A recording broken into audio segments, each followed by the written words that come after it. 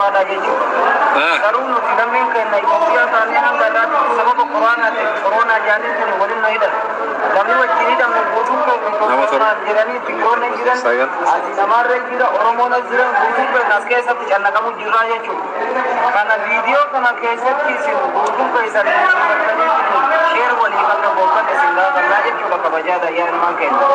Namne hundi ke na hundi rakka tada kese Nidam ni ke na pun isini ada yang menunjuk. Akas Muhammad kami ke sari yero tak innis avan tigredan innis avan ini ada bersu. Allah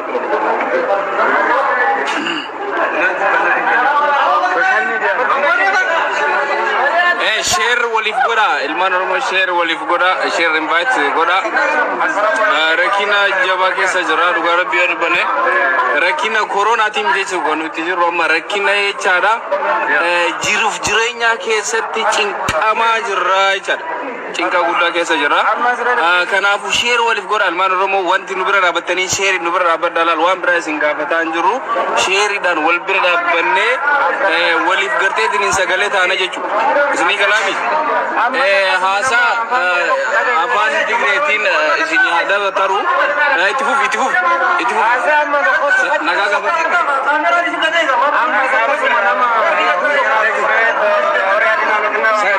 dimsunan so batigrenya dimsunan sauna aura أنا هناك إسرائيل ورياض نجنا محاربون ورمون صدر ونوزينا بفضل وقت كورونا كنا جنا شهر كم تحاورنا لو كل لو خم لعشنا خم نعتبرنا.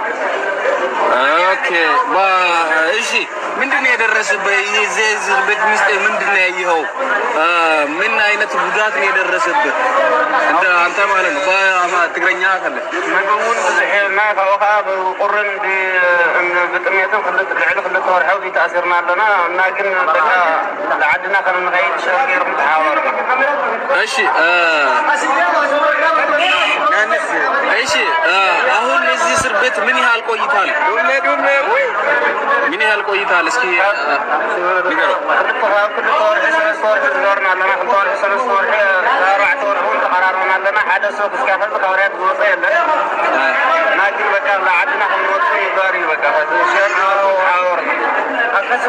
أشي thank you غلطو ميتاي untuk kesan udah bebas apa bukan kayaknya kami pun namun malah saya berjamu kabar nama asal nama itu Pakistani nukai saya asal Pakistani jadi jani kawasan Bengali jadi jani kawasan nanti Ethiopia ada ujian karena nanti Himar jani nurani ya coba nanti Himar ini jaga isane jadi nama wanita nama mungkin berjamu kabar berjamu ini bertani asal agar dijaten nak beli kapna tujuan jenuh harga nama jira dalaga nengiru manake nengiru matike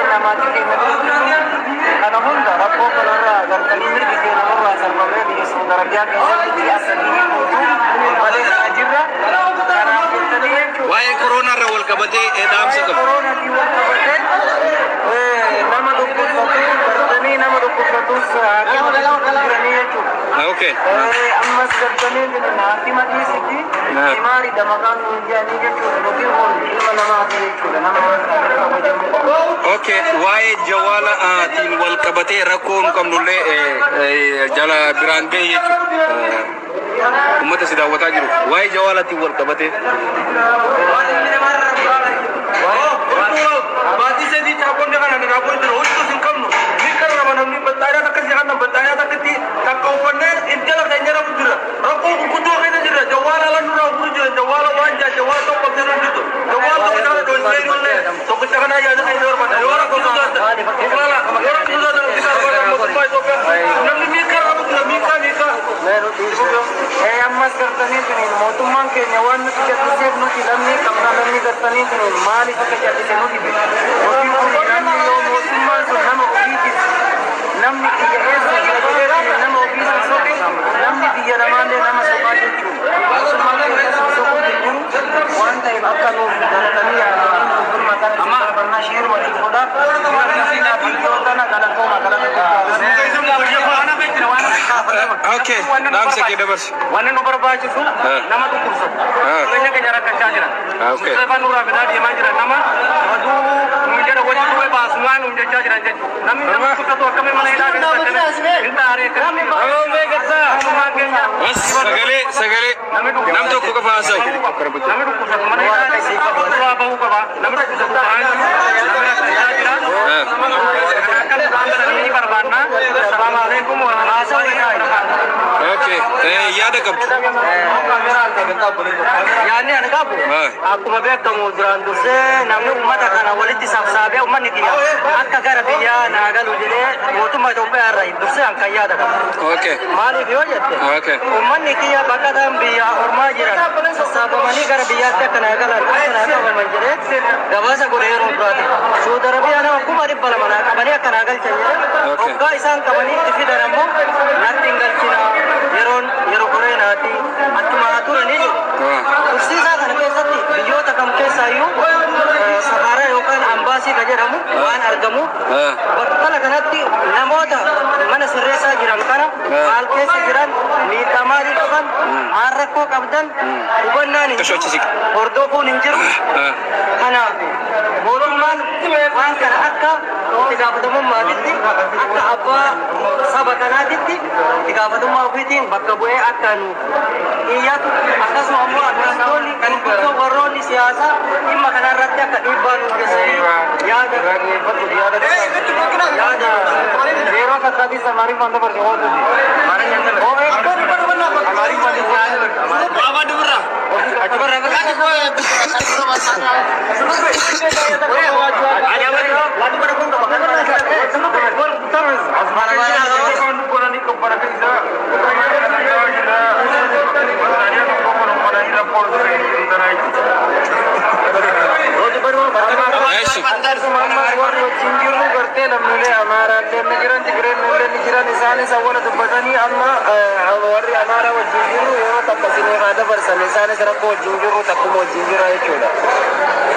ሰላም አለይኩም ወራህመቱላሂ ወበረካቱ። የፌስቡክ ታዳሚዎች የተከበራችሁና ተወደዳችሁ በአክብሮት የምታስተላልፉ ነገር ቢኖር አሁን ያለነው ሪያድ እስር ቤት ላይ ነው የምንገኘው ማለት ነው።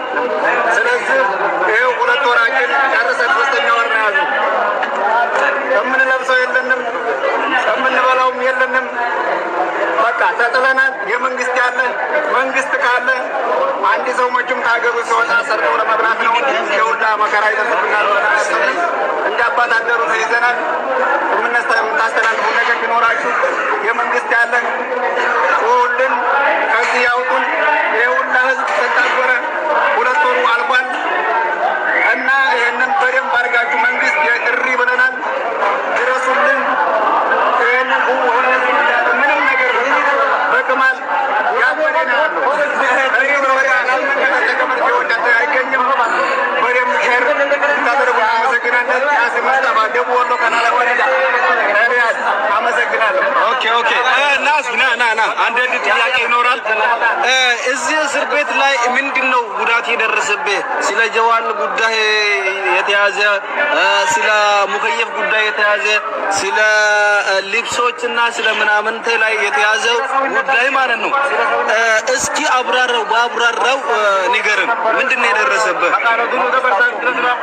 እዚህ ቦታ ላይ የተያዝነው ከስራ ቦታ ነው። የስራ ልብስ ነው ያለበስነው። የተቀደደ ልብስ ነው ያለበስነው።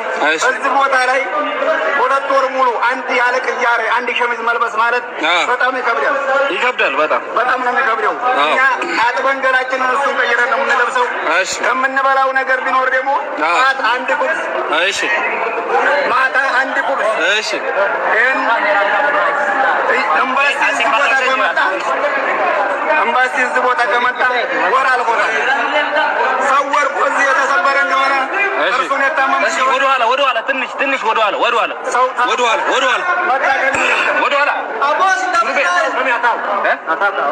ላ ወደኋላ እስኪ ዱበት ሲጋ አዎ እሱ ይሰማለ ዱበት ሲጋ አርጋንጂ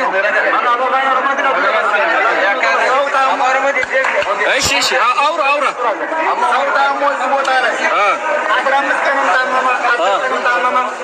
ምንም እዚህ ቤት ወጥቶ አንድ ሰው የታከመ የለም። እሺ አሞዙ አላህ ያመጣውን በሽታ ችሎ ብዙ እየዳነ ያለው ማለት ነው። እሺ ኢትዮጵያዊ ነው ብላችሁ እንዲህ አውሻ ነው ማረጉ። አዎ እኛ ኢትዮጵያዊ፣ እናንተ ኢትዮጵያዊ፣ አንተ ፓኪስታኒ ነህ ሩዝ ብላ፣ አንተ የመን ነህ ሩዝ ብላ፣ አንተ ኢትዮጵያዊ ነህ አማን ብላ እየተባለ ነው ያለ ነው። አዎ አዎ እውነቱን ነው። እኛ ምን ስለሆን ነው? መንግስት የለንም፣ አገርንስ የለንም። ይህንን በአግባብ በስነ ስርዓት እንዲጠየቅና ሸር እንድታደርጉልን በአክብሮት እንጠይቃለን። አመሰግናለሁ።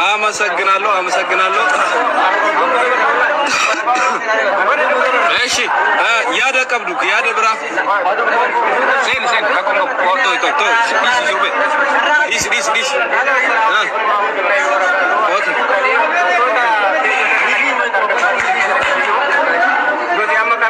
biyya alaa keessatti argamna. Biyya alaatii sun gara biyyaa akka ilmaan namaa tokkotti jiruu keenya fooyyeffannee neeti biyyaa baane akkuma jaraatiin gartee biyya jedhamte kara biyyaa nu qabanii obboo qabamnee jennus kunoo mana hidhaa keessatti namni akkasitti nu daawwatu jiru, namni rakkina keenya ilaalu jiru. Erga qabamnee nama baadisanii keenyarraa deemsa biyyoon baadisanii jechuu keenya kana keessatti immoo nyaata hin argannu, dhugaatii hin argannu, yoo immoo dhiidhamnee jennes immoo yoo dhukkubannee jennee malee namni nurraa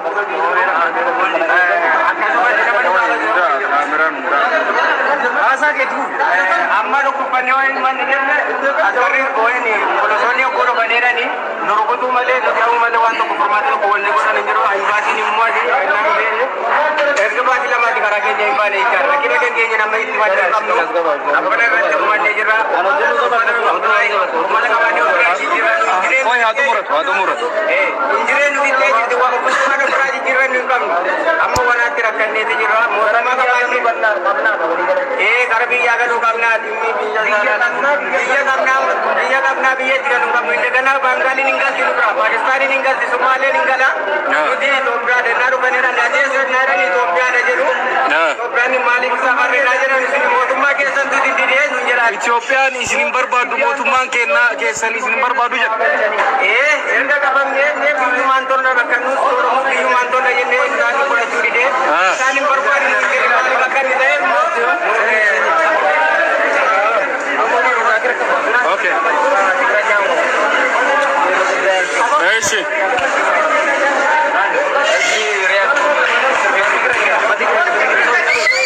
Ne? Canisa, segale. Naski, tagabel. Tagabel, ha? Eşavra.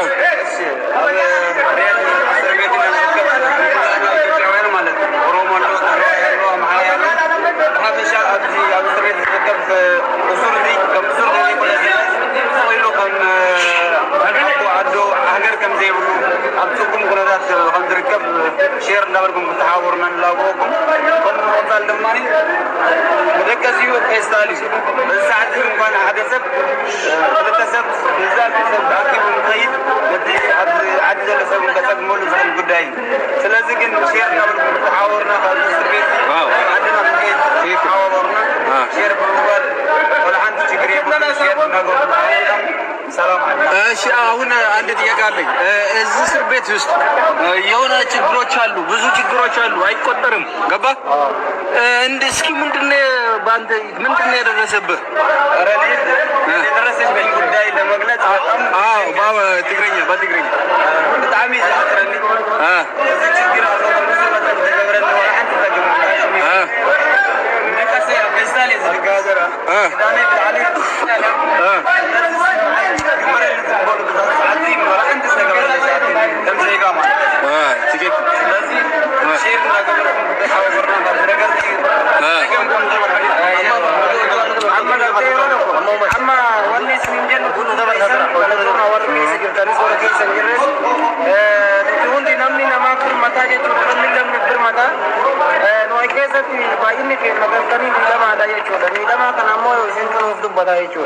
namni biyya qaba duutis biyyaan tolti malee biyya namaatiin hin toltu rakkinnis biyya ofiitiin tolti malee biyya namaa keessa rakkachuun hin toltu namni biyya qaba mangistii qabnaa jennee ilaalla mangistii nama ni jira jennee yoo ilaallu fakkeenyaaf kaleessa kana Pakistaanii Filipiinii Bangladesh suutuu isaanii Somaalee warra mootummaan isaanii isaan oduu qabu naannoo isaa fuudhanii nurraa yaasan warra mootummaan isaanii namni kiyya eessa jira nama kiyya maal mana nama kiyya naa galchaa na barbaada fidaa jiru dura galchanii jechuudha. Nuti ammoo nama gartanii mootummaan hubannoo isaanii qabna Itoophiyaa warri isin dide mootummaa keessatti isin dide numaat isinii goona feetanduma kadhibames haakiman geessinu maali sababii nuti nama banii aadamu waan taaneef maaf akkaan nurratti raawwatamaa jennaan mirga dhibbuun jiraachuu qabna. Kanarratti mirga saba uummatni keessatti gartanii maali mirgi keenya maaf jeeqamee oguu jennu gaabii nuti geessinu mootummaan keessan nama majmuudha share invite like share wali goda ilmaan oromoo jecha kanarratti nuti namummaa keenya nu bakka kabajamu namni namaan tola nama ofiitiin tola waan ta'eef mootummaan keenya akka argatan kana agartanii kun fuudhuun jechuudha inni namaa argi jirtanii darajaa kanarraa kabajamu ji'a lamaa fi guyyaa kudhan mana kana huccuun godhannu fuudhuun takkattiidha jireen nurratti yaadeetini namummaan keenya nurraa sinaa nyaannu jechuudha bisin jedhe keessan ulfinnaan kabajaadhan sheer waliif nuu godha bira migalaan dabrinaaf ijootanaa isinin jennaa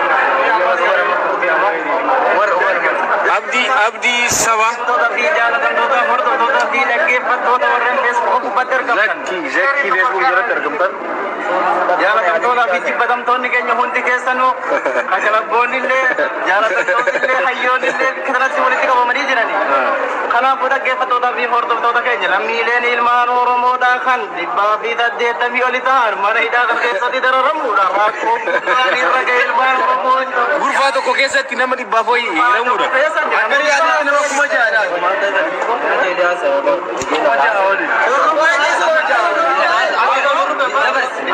Dhuguma jechuun gurfaa tokko keessatti amma nuyi nama 100 ho'iin keenya jechuudha. Namni keessa jiru wooma dhugaa haasa'u jira akka zeenaatti wali qabee haasa'u jira jechuudha haasa'e rakkoon. Kabajamtoota fi jaalatamtoota dhaggeeffattoota keenya akkuma ammaan dura argaa jirtan kanatti lammiileen ilmaan oromoodhaa kan 150 ta'an mana kana keessatti dararamaa jiran akkasuma waan uffannaatii fi nyaanni illee dararaan guddaan irra gahuudha lammiileen tuni biyya ofii barbaada jechuudhaan akkuma biyyoota arabaa keessatti dalagannaadhaaf jecha turte fuulii ishii irraa qabamte mana kana keessatti baatii tokkoo fi guyyaa 28 yoli kan lakkoofsitu kana keessa jira akkasuma immoo lammiileen tuni kan ilmaan isaanii kana keessatti hafanii haati warra isaanii kana keessatti hafdalle yaadni isaanii guddaan kan itti barbaadan biyya fitti galanii gammachuuf jiraatu garuu ammoo baatii afran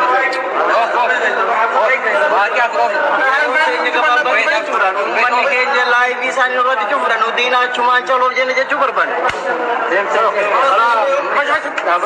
Akka isin jennutti uummanni lammiin Itoophiyaa waan jiru uummata kanaaf balaa fidee billee wanti biyya baane faallaa mootummaati faallaa hiraa otoo hin ta'initti dalagachuuf biyya baane hojii kana namni qabamne biyya keenyatti mootummaa keessatti isin jedhanii jiranii mootummaa keenya waan goone maqaa wallaalle amma akka falman fala nuu gootan haasaan irraa gara sheer nuu godha akka isin jenna galatooma. Share invite godha dhuguma yoo dubbanne jira warri garteetiin live irra jechuun nu laalaa nama 21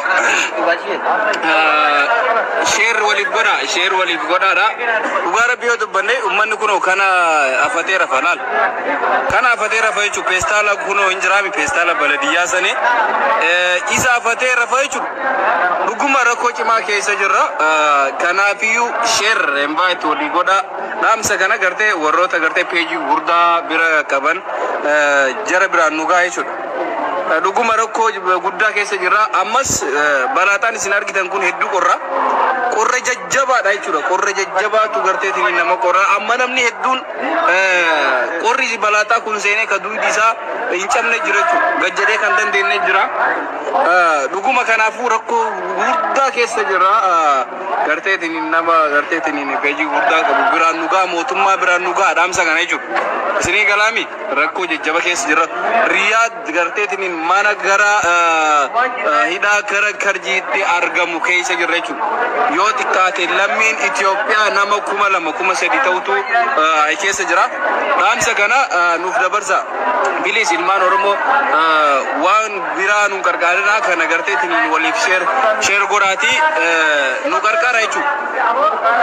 Nu gargaara dhugaa rabbi. Aye, dhaamsa qabda? Aye, tuuf. Assalamu alaikum warahmatullahi wabarakatuh. Warroonni Zeki.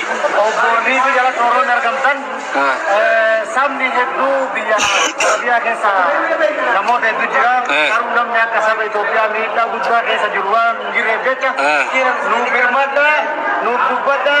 Mootummaan keenyallee nama biyyaafillee dhalatu nama sabaafillee dhalatu namoonni hedduu dhalaan keenyallee dararamu jiranii ijoolleen daa'imman maalala jireenya baasii takka takka wajjin akka malee miidhaa guddaa keessa jira waan ta'eef amaanaa isinitti haa ta'u wanni amaanaa ni jabaatu. Haasai gabo haasai sirnaan haasai. Kana ta'eef jecha namoonni hedduu miidhamu jiranii warroonni lubbuun dhabamanillee ni jiranii akkasitti gargaarsa nuuf godhaa nuuf birmadhaa jennaa kunoo akkana taphee jira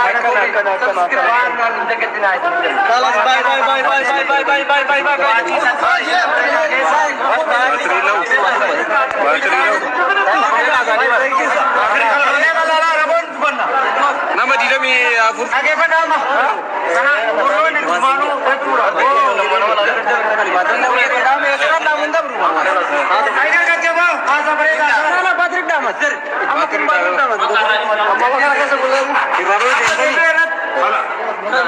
kuni Nasin devi.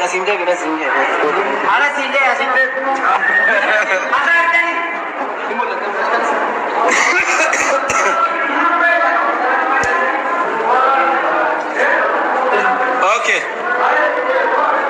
Kana fakkaata manni hammaamaa jechaadha.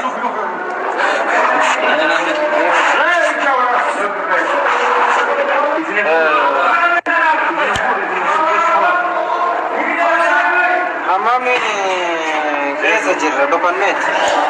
Waan jennee dokonneetiin haasofne kana hundaa'u. Dokonneeti haasofne osoo kaameraan nu qabee jechuudha.